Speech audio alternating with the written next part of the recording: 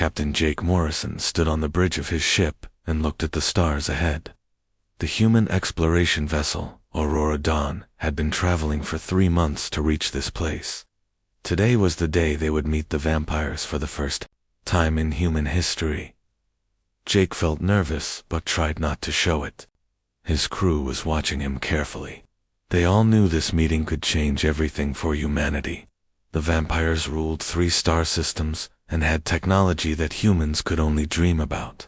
They were old, powerful, and dangerous. The communication officer turned to Jake.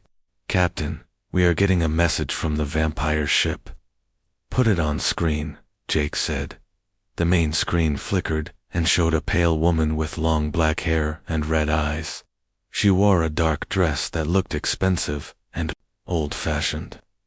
When she spoke, her voice was cold but polite. "Human Captain, I am Empress Lydia Blackthorn of the Sanguine Empire. You will board our ship for the diplomatic meeting. Come alone but bring one advisor." Jake nodded. "Understood, Empress. We will be there in 1 hour." The screen went dark. Jake looked at his first officer, Commander Ben Hayes. Ben was a good friend and a smart man. Jake trusted him more than anyone. "Ben, you are coming with me," Jake said. "Are you sure about this, Captain? We do not know much about vampire customs. One wrong move, and they might declare war on Earth." Jake smiled. "That is why I need you. There. You always keep me from saying stupid things." Ben laughed. "I try my best, but you make it hard sometimes." 1 hour later, Jake and Ben took a small shuttle to the vampire ship. The Crimson Eternity was huge and black with red lights along its sides. It looked like something from a nightmare. When they landed in the docking bay, vampire guards met them. The guards were tall and thin, with pale skin and sharp teeth. They wore black uniforms and carried weapons that hummed with energy. The guards led them through long hallways filled with paintings and statues. Everything was dark, red, and black. The air smelled like flowers and something else Jake could not identify. They walked for 10 minutes before reaching a large dining room. The room was beautiful, but scary. A long table sat in the center, with dozens of chairs around it. Candles provided the only light. Vampire nobles sat at the table, all dressed in fancy clothes. They all had the same pale skin and red eyes. They looked at Jake and Ben like they were examining interesting insects. Empress Lydia sat at the head of the table. She gestured to 2 empty chairs. "Please sit, humans. We have prepared food for you." Jake and Ben sat down carefully. The food looked normal enough, but Jake noticed the vampires were not eating anything. They just watched the humans eat and drink. "Tell us about your species," said a vampire lord with silver hair. "We have heard interesting stories about human behavior." Jake swallowed his food and tried to think of what to say. "We are explorers and builders. We like to solve problems and help each other. We believe in working together to make life better." A vampire lady with dark blue hair leaned forward. "What about your mating rituals? How do humans choose partners for life?" Jake felt his face get warm. This was not what he expected to talk about. Ben looked at him with warning eyes, but Jake decided to be honest and maybe make them laugh. "Well, we call it marriage," Jake said with a smile. "It is a sacred bond where 2 people promise to argue about whose turn it is to do dishes for the next 50 years. Jake expected the vampires to laugh, or at least smile. Instead, they all became very quiet and serious. They looked at each other with strange expressions. Jake felt his stomach drop. Had he said something wrong? Empress Lydia spoke slowly. "This is most interesting. You speak of eternal commitment through daily trials and shared responsibilities. Very wise." A vampire with a white beard nodded. "Yes, the human understands the true nature of lasting bonds." "Most impressive." Jake looked at Ben, who looked just as confused. The vampires were acting like Jake had said something deep and meaningful. He had just made a simple joke about married life. The rest of the dinner went well. The vampires asked many questions about human culture and technology. They seemed particularly interested in how humans solved problems and worked together. Jake tried to be honest and friendly in all his answers. When the dinner ended, Empress Lydia stood up. "Captain Morrison, you have given us much to think about. Your words about eternal partnership will be remembered by our people." Jake and Ben returned to their ship, feeling confused but relieved. The meeting had gone better than expected, even if the vampires had reacted strangely to his marriage joke. "That was weird," Ben said as they walked to the bridge. "They acted like you had shared some great wisdom." Jake shrugged. "Maybe vampires do not have much humor in their culture. At least they seemed friendly enough." What Jake did not know was that his words were being recorded and transmitted across vampire space. His simple joke about marriage was being studied by vampire scholars and philosophers.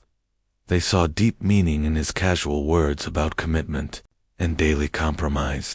In vampire culture, all vows and bonds were taken with deadly seriousness. The idea that humans could joke about such things while still meaning them deeply fascinated the ancient beings. They began to see humans as a species with hidden wisdom disguised as humor. Jake Morrison had no idea that his innocent joke would soon change his life forever. Somewhere in vampire space, a noble lady was already making plans that would bring them together again very soon. 3 months had passed since the dinner with the vampires. Captain Jake Morrison was leading his crew on a routine survey mission near the edge of human space. The Aurora Dawn was mapping new planets when the communication officer suddenly looked up from her station. "Captain, we are receiving a priority transmission from vampire space," said Lieutenant Amy Foster. "It is marked as urgent diplomatic business." Jake felt his stomach tighten. Had something gone wrong with the peace talks? "Put it on screen, Amy."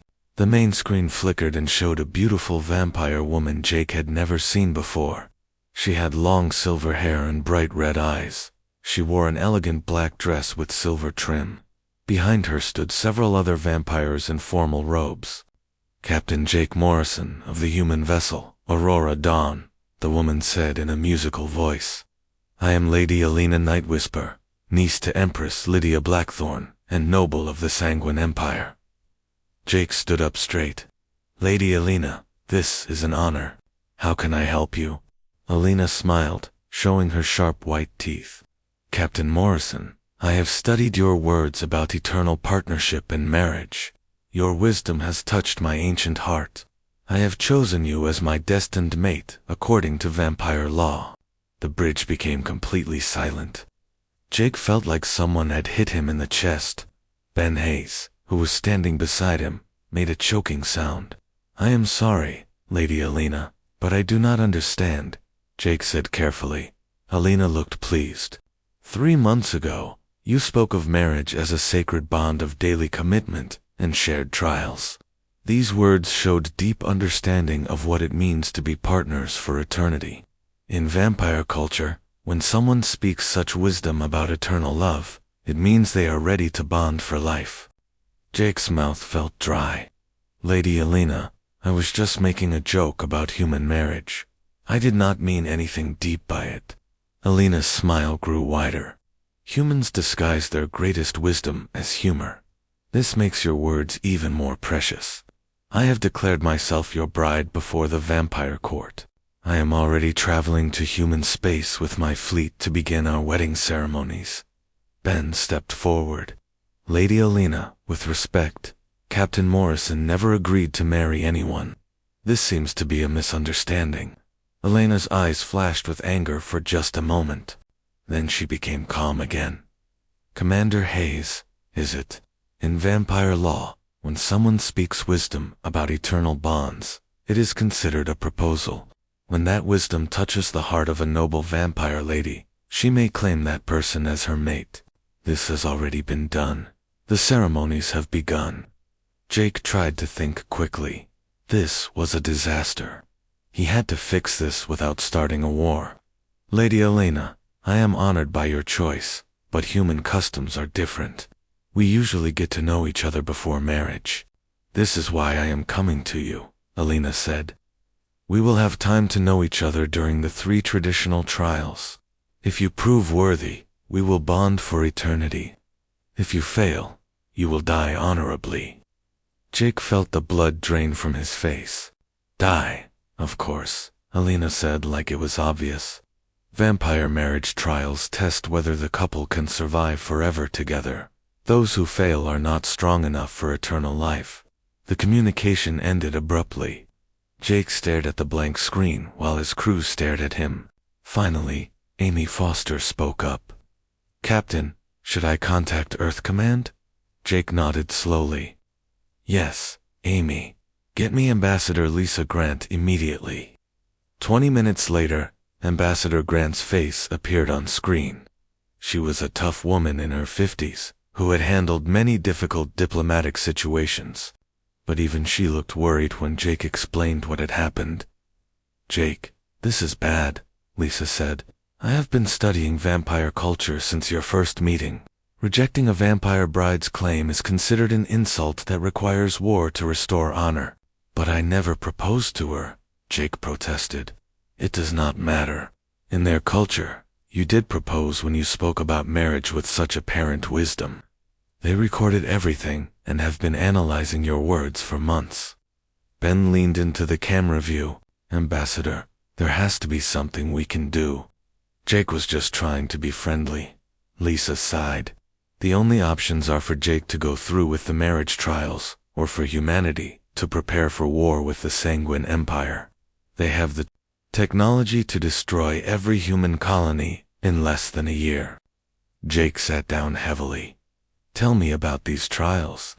"From what I have learned, there are 3 tests designed to prove that the couple can handle eternal life together. The vampire noble chooses the trials based on what will best test her chosen mate. If Jake passes all 3, he becomes immortal through vampire bonding, and they rule together. If he fails any trial, he dies." Amy Foster looked up from her station. "Captain, I am reading multiple vampire ships entering human space. They are heading this way." Lisa's face became grim. "Jake, Lady Alina is not just any vampire noble.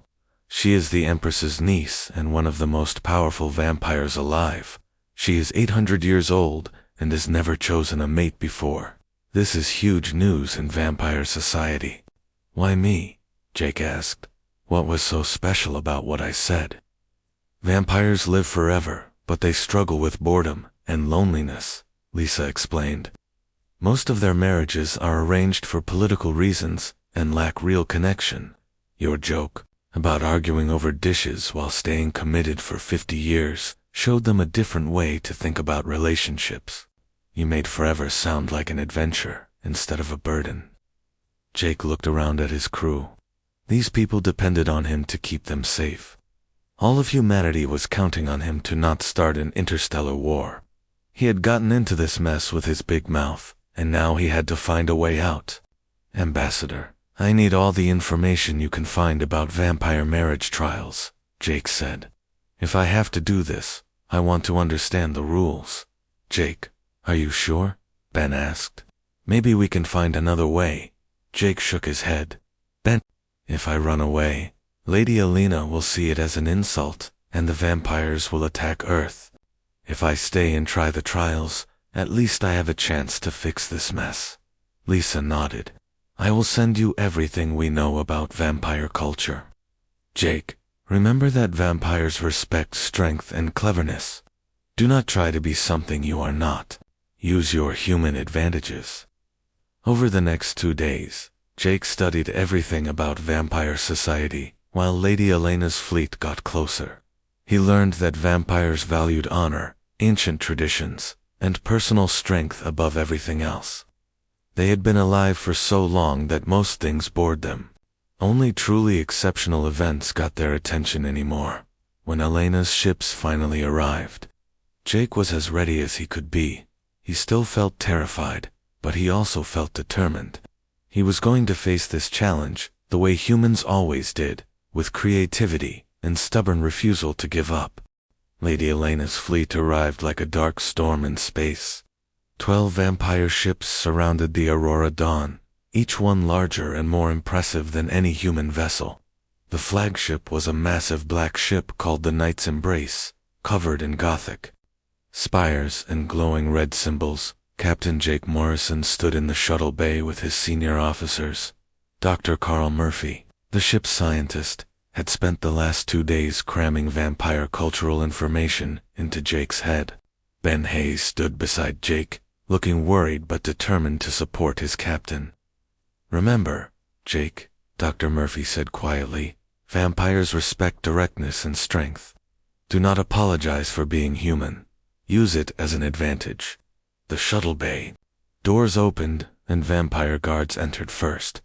They wore black armor and moved with deadly grace. Behind them came Lady Elena Nightwhisper herself. She was even more beautiful in person than on the screen. Her silver hair flowed like water, and her red eyes seemed to see everything. She wore a long black dress with silver embroidery that must have cost more than Jake's entire ship. Following Elena came an older vampire with gray hair and a stern face. He wore robes marked with noble symbols. Behind him walked a younger vampire who looked angry and protective. Jake guessed these were Elena's advisors and family. Elena approached Jake with smooth steps. When she stopped in front of him, she was close enough that he could smell her perfume. It reminded him of night-blooming flowers and something dangerous. "Captain Morrison," Elena said in her musical voice, "I am pleased to finally meet my chosen mate in person." Jake tried to stay calm. "Lady Elena, the honor is mine. I hope we can resolve this situation in a way that benefits both our peoples." Elena smiled and her sharp teeth gleamed. "How delightfully practical. You think like a human even in matters of the heart. This is why you fascinate me." The older vampire stepped forward. "I am Lord Victor Ashford, advisor to Lady Elena. I have come to ensure that trials are conducted properly according to ancient law." The younger vampire also moved closer. "I am Prince Adrian Nightwhisper, Elena's brother. I do not understand why my sister has chosen a human, but I will protect her honor." Jake nodded to both vampires. "Gentlemen, I respect your positions and your concerns. I want to handle this correctly." Elena looked pleased. "Captain Morrison, traditionally the trials test whether a couple can survive eternity together. The first trial tests wisdom and problem-solving. The second tests leadership and courage. The third tests understanding of true commitment. And if I fail?" Jake asked. "Then you die with honor," Elena said simply. "But I do not believe you will fail. Your words about marriage showed me a mind that understands what truly matters." Lord Victor spoke up. "The trials will be designed to test human capabilities, not vampire strengths. Lady Elena has requested this modification to make the tests fair." Jake felt a little relief. At least he would not have to fight vampires with super strength and magic powers. What exactly will the trials involve? Elena's eyes sparkled with excitement. "The first trial requires you to solve a problem that has troubled vampire scholars for 300 years. We have a dead planet in our territory that we wish to make alive again. Our necromancy can raise the dead but cannot create true life. You must find a way to make this world live again without using vampire magic." Dr. Murphy stepped forward. "Captain, if I may, this sounds like a terraforming problem. We have some experience with that." Elena looked at Dr. Murphy with interest. "You may assist your captain, human scholar. Vampire trials allow the use of one's resources and allies." Jake felt his confidence grow a little. This was starting to sound like an engineering challenge, rather than a fight to the death. "When do we begin?" "Tomorrow," Elena said. "Tonight you will be my guests, aboard the Knight's Embrace. We will dine together and you can ask me questions about vampire culture." Jake looked at Ben and Dr. Murphy. They both nodded slightly. "We accept your invitation, Lady Elena." That evening, Jake found himself in Elena's private dining room aboard the vampire flagship. The room was elegant and dark, lit by floating candles that cast dancing shadows on the walls. Alina had changed into a simpler, but still beautiful dress. She seemed more relaxed away from the formal ceremony. "Tell me about yourself, Captain Morrison," Alina said as they ate dinner. "What made you choose a life among the stars?" Jake thought about his answer. "I have always been curious about what was out there. Humans have this need to explore and discover new things. Space represents infinite possibilities." Alina nodded. "Vampires lose that curiosity after a few centuries. Everything becomes predictable. Your species keeps that wonder even as adults. It is refreshing." "What about you?" Jake asked. "What is it like to live for 800 years? Elena's expression became sad. "Lonely, mostly. I have watched civilizations rise and fall.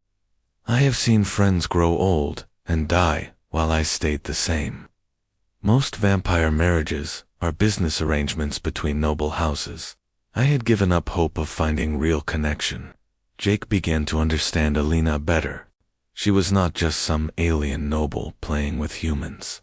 She was a lonely person who had heard something in his words that gave her hope.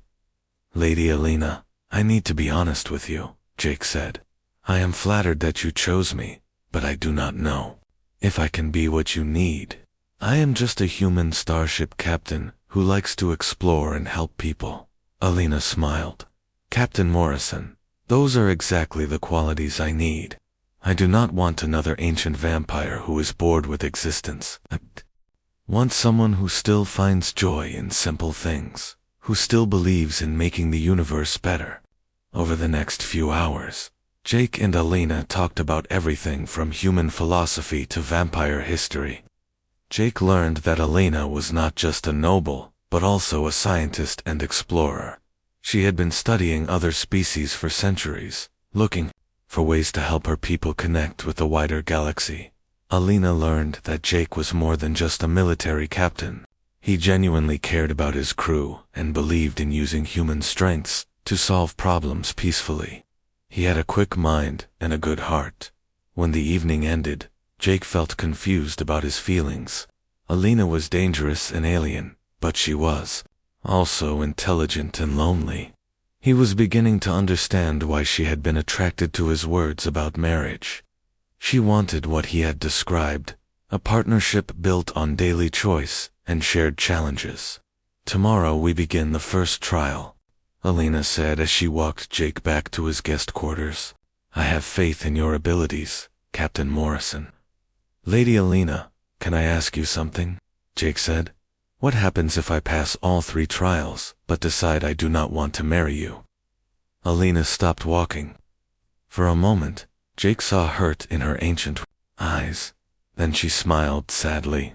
"Vampire law says you must complete the trials, but it says nothing about what happens after. If you choose to leave, I will not stop you." Jake felt a stab of guilt. Alina was taking a huge risk by choosing him. If he rejected her after the trials, she would be humiliated before her entire people. "I will do my best in the trials," Jake promised, "and I will give our possible future serious thought." Elena's smile became more genuine. "That is all I can ask for, Jake Morrison. Good night." As Jake lay in his guest bed that night, he thought about everything that had happened. 3 months ago, he had made a simple joke about marriage. Now he was on a vampire ship preparing for trials that would determine not just his fate, but the relationship between 2 species. Tomorrow he would face the first trial and try to bring a dead world back to life. He would use human science and creativity to solve a problem that had stumped vampire magic for centuries. If he succeeded, he would be one step closer to a destiny he never could have imagined. The dead planet hung in space like a gray ghost. Captain Jake Morrison stood on the bridge of the Knight's Embrace, studying the world that would determine his fate. Beside him, Lady Alina Nightwhisper watched his face carefully while Dr. Carl Murphy ran scans with vampire equipment. The planet was called Verdania before the plague struck, Alina explained. It was a beautiful world with forests and oceans. The plague killed everything living in just 3 months. We have tried vampire, necromancy, but raised plants and animals are not truly alive. They cannot reproduce or grow. Jake studied the readings on the screen. The planet still had an atmosphere and water, but no life remained. The soil was poisoned with whatever had caused the plague. It was a massive challenge, but Jake was beginning to see possibilities.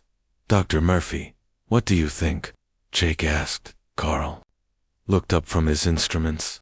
The basic components for life are still here, Captain. We would need to neutralize the plague toxins, reintroduce beneficial bacteria, and carefully rebuild the ecosystem from the ground up. Lord Victor Ashford, Elena's advisor, stepped forward. Human scholar, vampire scientists have tried for 3 centuries to cleanse this world. What makes you think your primitive technology can succeed where ours has failed? Jake smiled. Lord Victor, vampire science focuses on death and undeath. Human science focuses on life and growth. We approach problems differently. Elena looked intrigued. Explain your method, Captain Morrison. Jake moved to the display screen and began outlining his plan. First, we used targeted orbital bombardment to break down the plague toxins in the soil. Not enough to damage the planet, just enough to neutralize the poison. Prince Adrian Nightwhisper, Elena's brother, scoffed. Bombardment? You plan to attack the planet? Not attack, Jake corrected. Cleanse. We use specific energy frequencies that break down the toxic compounds, but leave the useful minerals alone. Think of it as very precise surgery on a planetary scale. Dr. Murphy nodded enthusiastically. Then we introduce specially modified bacteria that can survive in the cleansed soil and begin processing organic matter.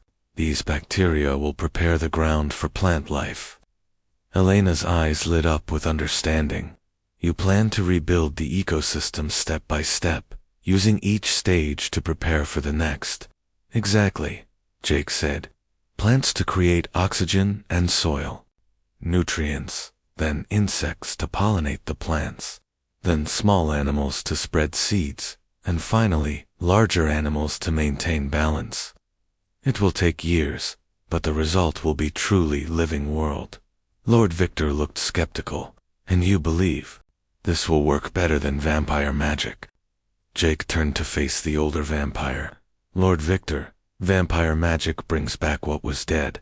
Human science creates conditions for new life to begin. One looks backward, the other looks forward. Elena clapped her hands together. Brilliant. When do we begin? The next 3 days were a whirlwind of activity. Jake worked with both human and vampire crews to implement his terraforming plan. Elena proved to be an excellent partner, using her authority to get resources and her scientific knowledge to solve technical problems. Amy Foster, Jake's chief engineer, coordinated the orbital bombardment from the Aurora Dawn.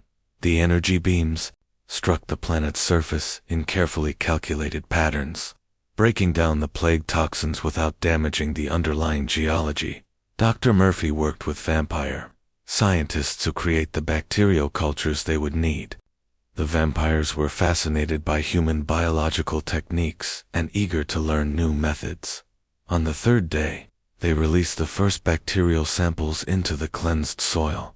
Within hours, the bacteria began reproducing and processing organic matter.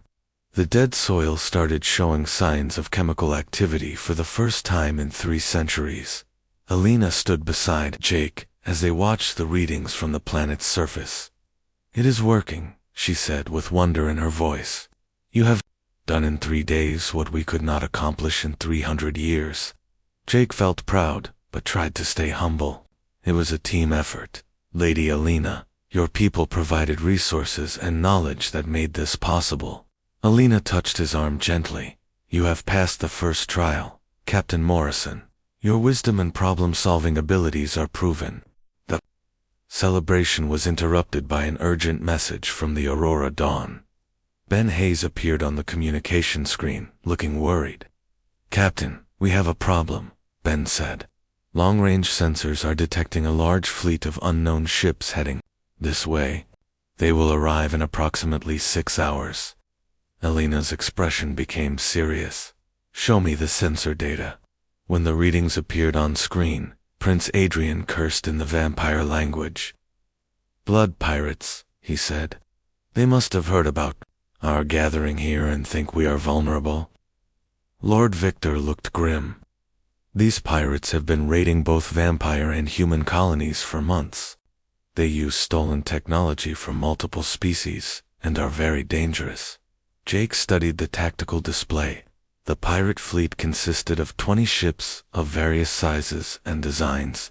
They clearly had advanced weapons and shields. Fighting them would be costly even with the vampire fleet's superior technology.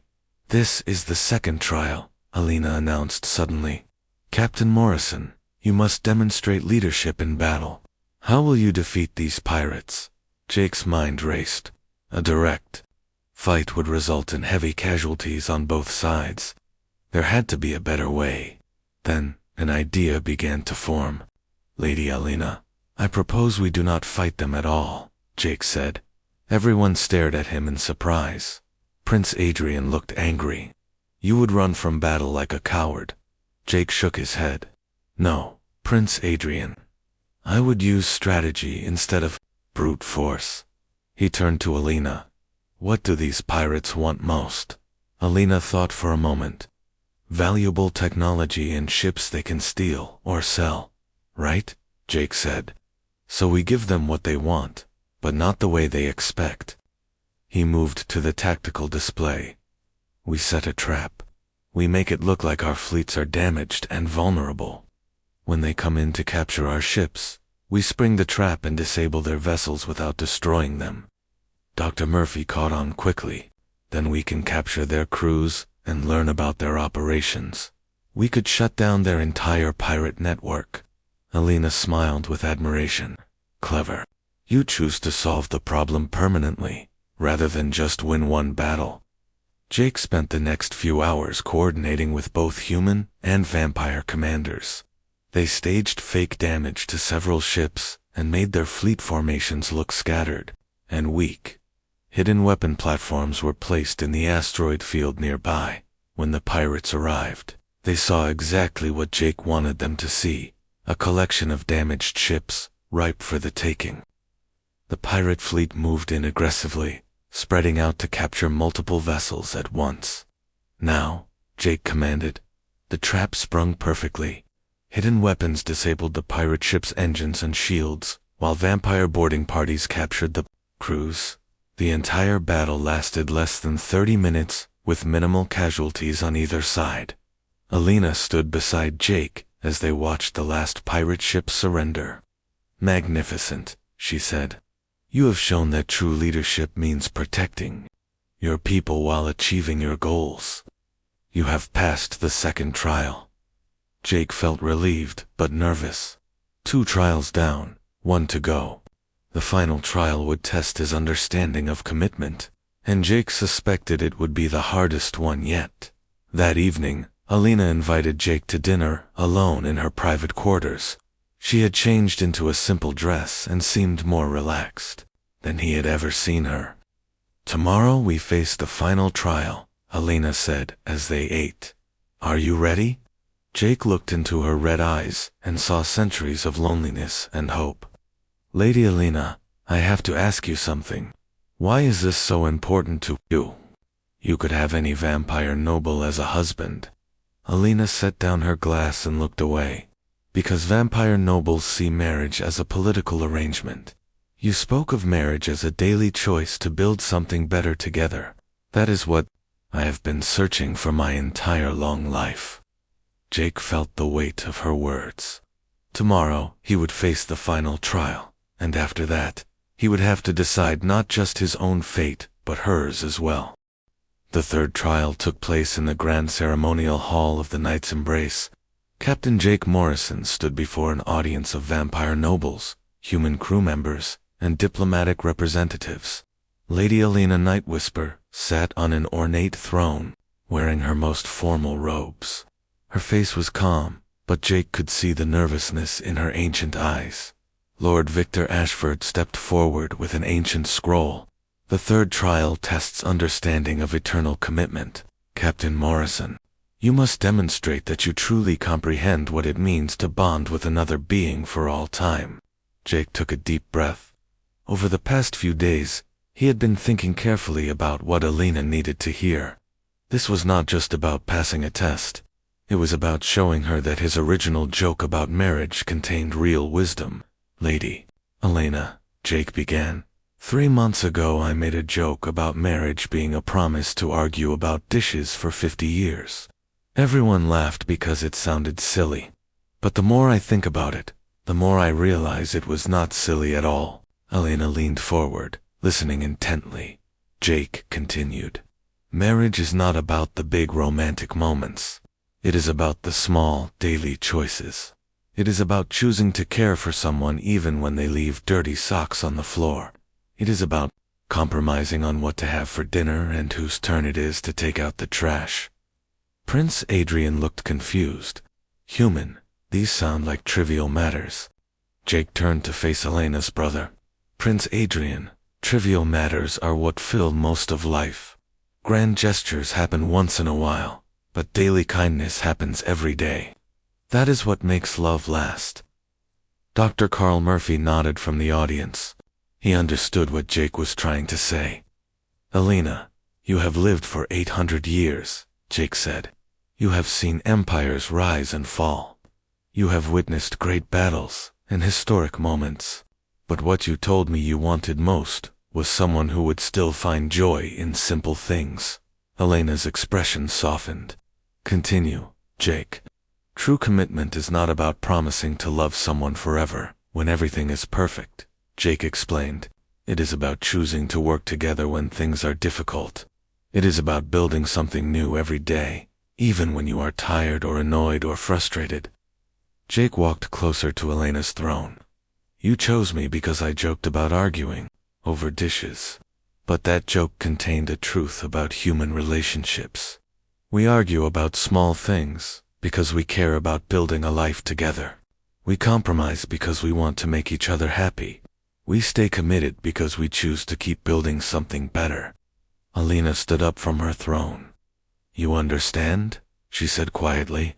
I understand that love is not just a feeling, Jake said. It is a decision you make every day. It is choosing to see the best in someone even when they are not at their best. It is working together to solve problems instead of giving up when things get hard. Lord Victor looked impressed. Despite himself, the human speaks wisdom. Jake turned to address the entire audience. Vampires and humans are very different. We live different lifespans and have different cultures, but we both want connection. We both want to matter to someone else. We both want to build something meaningful with our lives. Alina stepped down from her throne and approached Jake. Captain Morrison, you have shown understanding that goes beyond words. You have passed the third trial. The audience erupted in applause from both humans and vampires, but Jake raised his hand for silence. Lady Alina, I have one more thing to say, Jake announced. You gave me the choice to leave after completing the trials.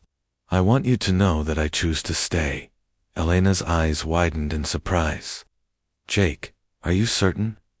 Jake smiled. Alina, over these past few days, I have gotten to know you as more than just a vampire noble. You are intelligent, curious, and kind. You genuinely want to help your people connect with the wider galaxy. You are someone I could build a life with. Formal composure finally cracked. Tears appeared in her red eyes. You truly choose this. You choose me. I choose us, Jake corrected. I choose to see what we can build together. Alina threw her arms around Jake and kissed him. The audience cheered even louder. When they finally separated, Alina spoke to the crowd. Let it be known that Captain Jake Morrison has passed all 3 trials and chosen to bond with me willingly. We will join our lives and our peoples in marriage. The wedding ceremony took place 3 days later on the planet Verdania, which was already showing signs of new plant growth. Representatives from both Earth and the Sanguine Empire attended. Ambassador Lisa Grant officiated alongside vampire priests. Jake wore his best dress uniform while Alina wore a magnificent white and silver gown that sparkled like starlight. They exchanged both human wedding rings and vampire bonding crystals that would link their life forces together. When Alina shared her immortality with Jake through the bonding ritual, he felt her 8 centuries of memories and experiences flow into his mind. He also felt her loneliness fade away as their connection solidified. During the human portion of the ceremony, Jake and Alina wrote personal vows to each other. Alina promised to help Jake explore the galaxy and learn about new species. Jake promised to help Alina find joy in simple moments and never let her feel alone again. The reception featured both human and vampire traditions. There was dancing, speeches, and toasts from representatives of both species. Ben Hayes gave a speech about how his captain always found creative solutions to impossible problems. Prince Adrian admitted that he had been wrong about Jake and welcomed him to the family. But the moment Jake remembered most was late in the evening when he and Alina stepped outside alone. They looked up at the stars together while the celebration continued behind them. "Do you regret your choice?" Alina asked softly. Jake took her hand. "Alina, ask me again in 50 years when we are arguing about whose turn it is to navigate through asteroid fields." Alina laughed, a sound like silver bells. "I look forward to those arguments." 5 years later, Captain Jake Morrison and Lady Alina Nightwhisper co-commanded a joint exploration fleet of human and vampire ships. They had discovered 12 new worlds and made contact with 4 previously unknown species. Their marriage had become the foundation for a strong alliance between their peoples. Jake still made jokes that Alina found fascinating. Alina still surprised Jake with insights that came from centuries of experience. They solved problems together, explored the galaxy together, and yes, occasionally argued about whose turn it was to file diplomatic reports. On their 5th wedding anniversary, they returned to Verd. The planet was now covered in green forests and blue oceans. Animals roamed freely, and cities were being built by both human and vampire colonists working together. Alina found Jake in their garden, tending to the flowers they had planted together. She watched him work, still amazed that this human had chosen to share eternity with her. "Jake," she said, "do you ever wonder what would have happened if you had not made that joke about marriage?" Jake looked up from the flowers and grinned. "Alina, if I had not made that joke, I never would have met the most amazing woman in the galaxy." Alina smiled back. "Even if she is a centuries-old vampire with a tendency to bite, especially because she is a centuries-old vampire with a tendency to bite," Jake replied. They kissed among the flowers on the world they had brought back to life together. 2 very different beings who had found in each other the partner they had always been searching for. Jake's joke about marriage had indeed become Elena's destiny, but it had also become his own. Sometimes the most important truths are hidden in the simplest words, and sometimes destiny finds you through the most unexpected paths.